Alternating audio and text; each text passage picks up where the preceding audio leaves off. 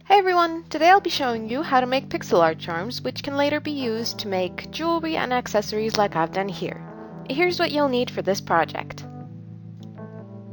A pegboard, a pair of tweezers, a reference image of the pixel art that you want to recreate, some hama or perler beads, and some people also call them melty beads. It really depends on where you live.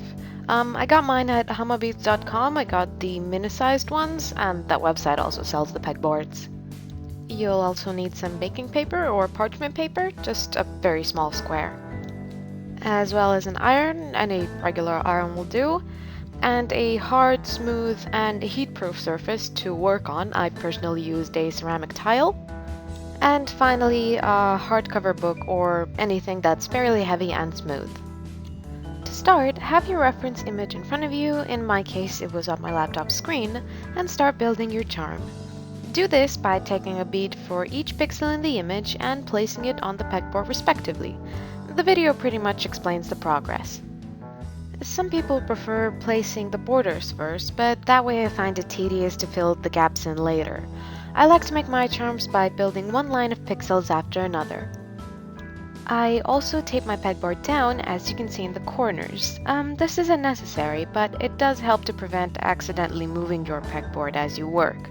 The beads aren't exactly stable at this stage, so moving the pegboard too much can easily ruin your work. This process does take a while, so put on some music and keep going until you're done placing each and every pixel.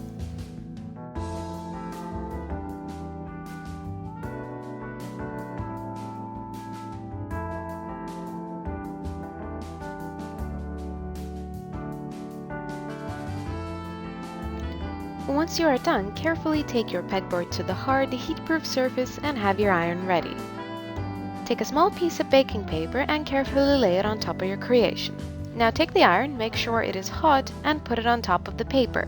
Start moving the iron in circles, heating your entire creation evenly.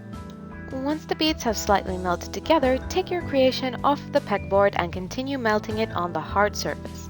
Do not take it off too soon though. Keep in mind that this video is sped up.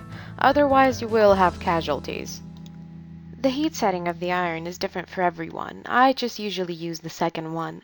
So there is no set time for how long you should keep going. Just melt your creation, flipping from one side to the other until you have the desired result.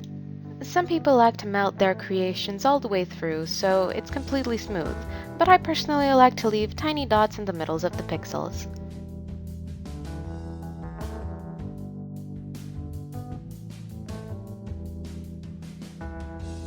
Once you're happy with the charm, put the iron away and lay a heavy book or anything similar on it, pressing down. Your charm can still warp from the heat before it cools down, so don't skip the step. And there you have it! The rest is up to you. You can make a hole in your creation using a hole puncher to make a charm, or just leave it as is.